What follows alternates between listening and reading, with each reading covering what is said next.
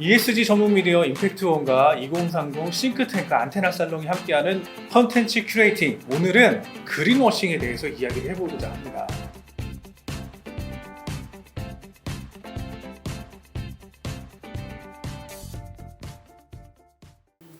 도토님은 인플루언서시니까 아유 무슨 인플루언서가 보기에 좋은 아유, 브랜딩 정말 자가 발전하네. 원래 자가 발전. 원래 동력이 없어. 인플루언서였어요? 소문 좀 내주세요. 박나니는 인플루언서다. 인플루언서 자막 넣어줘. 네. 인플루언서. 인플루언서 분들이 딱 볼 때 MZ 세대랑 되게 잘 소통하면서 좋은 브랜딩을 하고 있는 기업이 혹시 칭찬해주고 싶은 기업이 좀 있으세요? 근데 국내 기업들의 경우는 우리가 뭐 하나 칭찬하면은 나중에 무슨 리스크 터지면 그 리스크를 말한 사람 입에서 항상 이제 책임져야 되니까 보통 저도 뭐 인터뷰하거나 하면은 그런 사례 좀 얘기해 주세요 그러면 대부분 국내 기업은 다들 얘기를 안 하세요. 네. 뭐 그리고 해외 기업들도 뭐 늘 얘기하는 게 이제 뭐 파타고니아, 네. 유니레버, 네슬레 네. 뭐 다 그렇게 얘기를 하죠. 제가 네슬레에 일주일 동안 이제 거기 본사와 공장 다 네. 갔다 왔잖아요. 역시 네. 인플루언서. 역시 인플루언서. 네. 네. 그러니까 사실 특별한 차이가 있나? 다 기업의 DNA는 비슷할 텐데, 예, 지속 가능성이나 이런 것들을 그 기업들은 저는 선의에 의해서 한다고는 생각하지 않아요. 선의는 일부 있겠죠. 선의가 100%는 아니라고 생각해요. 그게 전략에 들어온 순간 그것이 우리 기업의 어떤 이익이 되기 때문에 저는 추진하는 것이라고 분명히 생각을 하거든요. 그러면 이 사람들이 생각하는 전략의 범위와 우리나라 기업이 생각하는 전략의 범위가 다른 거겠죠.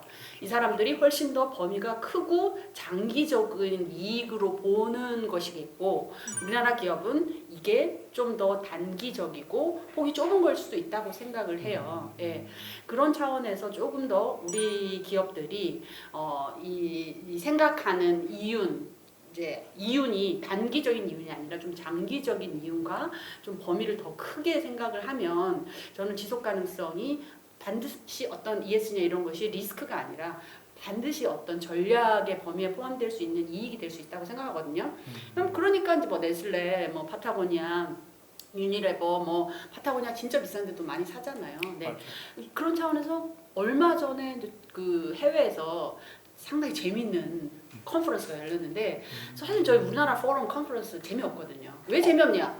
기업 사례가 너무 성공 전략만 나와요. 성공 전략. 왜 성공 전략만 있냐고요. 맞아요. 과정에 대한 전략.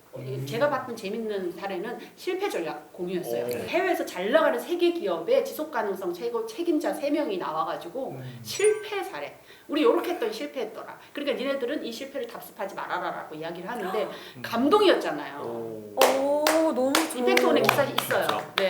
네. 그러니까 우리도 그만큼 그러니까 그게 이제 우리 솔직함하고 맞닿아 있는 거죠. 예, 솔직함하고 맞닿아 있는데 그게 기업에서 액션이 되려면 뒷단이 얼마나 탄탄한지를 보여주는 거거든요.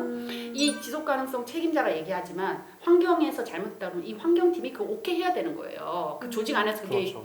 허용이 돼야 되는 거예요. 야, 내 부서에서 실패한 거를 가지고 네가 여기서 나가서 대외적으로 공포한다고? 그러면 이 환경팀의 책임자는 열받을 수 있는 거예요. 그렇죠. 이 공을 가져가는 것도 열받지만 이 실패에 대해서 노출하는 것도 열받는 거거든요. 그런 거기 때문에 이 기업이 그런 면에서 용인할 수 있는 무대가 되었다는 걸 보여주는 거잖아요. 그렇기 때문에 거기까지 가야 된다고 봐요. 우리나라. 네, 그 유럽계 IT 게임 회사도 1년에 한 번 실패 파티 한다고 하더라고요. 네. 프로젝트 실패한 거에 대해서 축하하고 뭐 거기서 배웠던 것들, 그다음에 혹은 또 실패를 하려면 또 중간에 그 끊는 타이밍도 잘 잡았던 것도 어찌 보면 성공이니까 네, 맞아요. 그런 것들에 대해서 네, 네.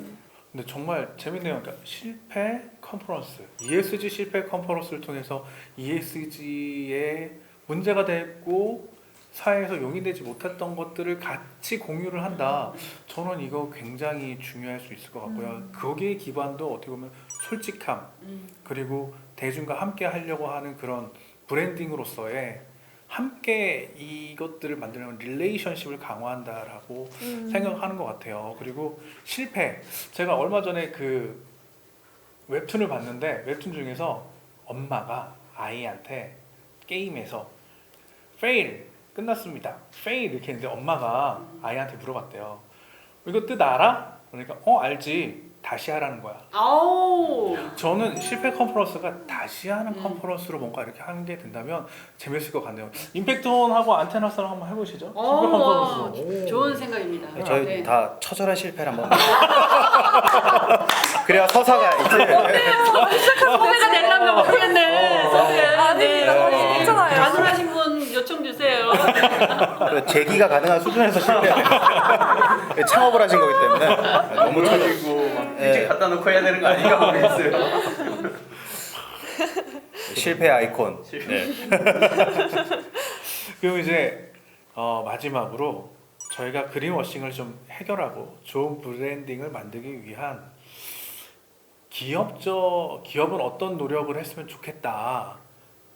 기업은 어떤 노력을 통해서 이런 뭐 좋은 브랜딩을 만들어서 뭐 이렇게 했으면 좋겠다라는 것들이 혹시 있으실까요?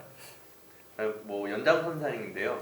예를 들어 아까 말씀하셨던 그 소비재 기업들 있잖아요. 예를 들어 말해도 되나요? 브랜드명을? 월마트 같은 경우에도 그 소비자들에게 다가가는 것뿐만 아니라 그 업계에서 순환자원 플랫폼을 만들었거든요. 순환자원 플랫폼을 만들어서 그 안에서 업계 외부 사람들이 어떻게 이렇게 그 순환자원을 어떻게 수거하고 이룩하는지 그런 가이드라인도 주고 또 내부적으로 소비재 기업들 그 안에 들어가 있는 플랫폼 기업들 그 안에 들어가 있는 영세 상인들이 있잖아요. 그분들이 어떻게 그걸 큰 손해 없이 순환 경제 안에 들어올 수 있고 그런 것들을 다 이렇게 지침을 만들어서 작업을 하고 있거든요. 그런 것처럼 업계의 그런 순환 경제 생태계를 잘 이렇게 만들고 있다. 이런 것들이 좀 잘 홍보가 됐으면 좋겠고 그리고 그걸 통해서 어떻게 보면 재생에너지도 우리가 하는 게 가격을 떨어뜨리잖아요. 지금 비싸지만은 계속 떨어뜨리는데 순환경제 통해서 우리가 가격을 떨어뜨릴 수 있다 하면 소비자는 좋은 거를 싸게 살 수 있으니까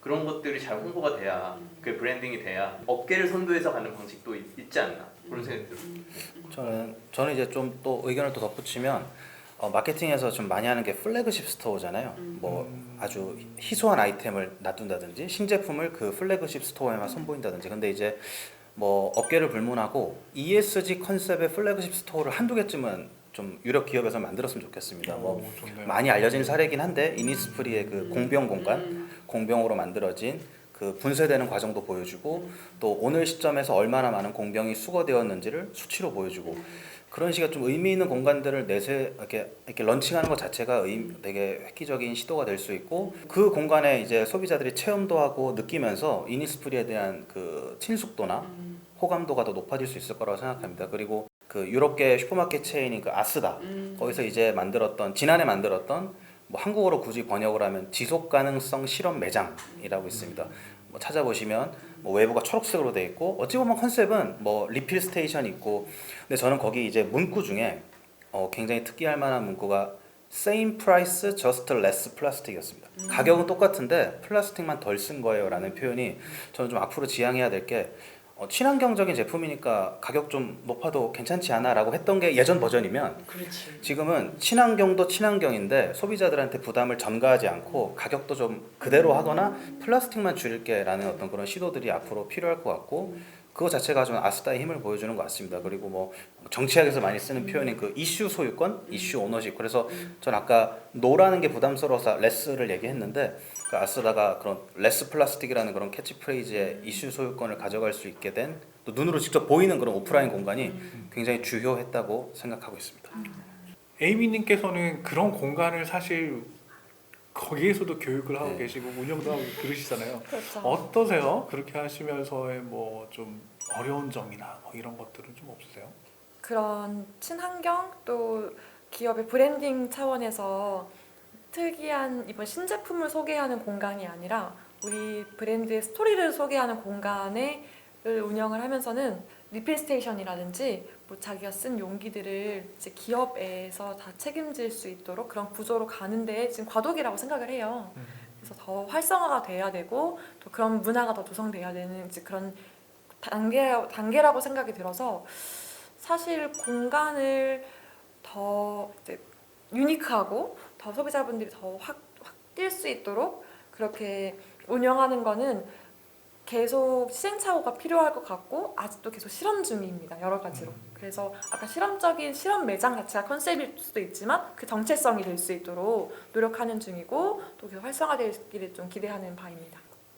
최근 모 경제지에서 요 에이미님을 아주 집중 인터뷰한 오, 에이미님 와. 이제 봐봐요. 이런 에이미님이 인플루언서예요. 내가 인플루언서가 아니라. 서울 파이낸스라는 이름을 찾아보시면 오케이. 그렇군요. 에이미님 이름을 모르잖아 우리가. 뭘로 검색해야 돼요? 밑에 댓글 알았어요. 저기 저기 해주세요. 네. 자막. 네. 댓글을 해주시면 오케이. 저희가 네네네. 올려드리는 것으로. 네. 네.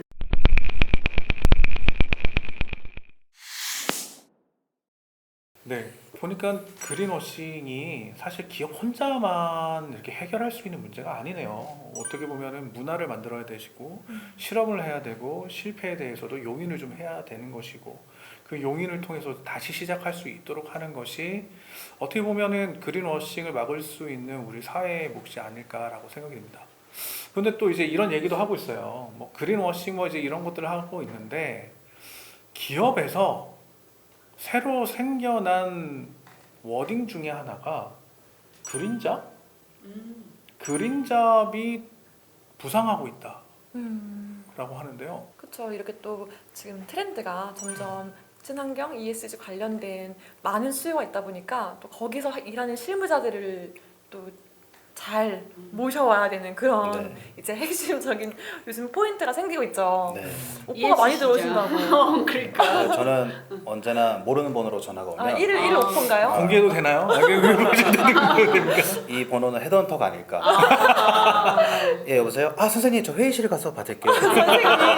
선생님이 일단 하지만 전 오퍼. 지금 다니는 회사를 사랑하기 때문에 네, 매몰차게 끊어버립니다. 그래서 다음 이야기는 그린잡에 대해서 한번 이야기를 해볼 거예요. 재밌겠다. 좋네요. 그래서 네네. 그린잡이 갖고 있는 명감 그리고 네. 제대로 우리가 알아야 되는 이런 ESG 그리고 그린잡에 대해서도 같이 한번 이야기를 나눠보도록 하겠습니다. 오케이.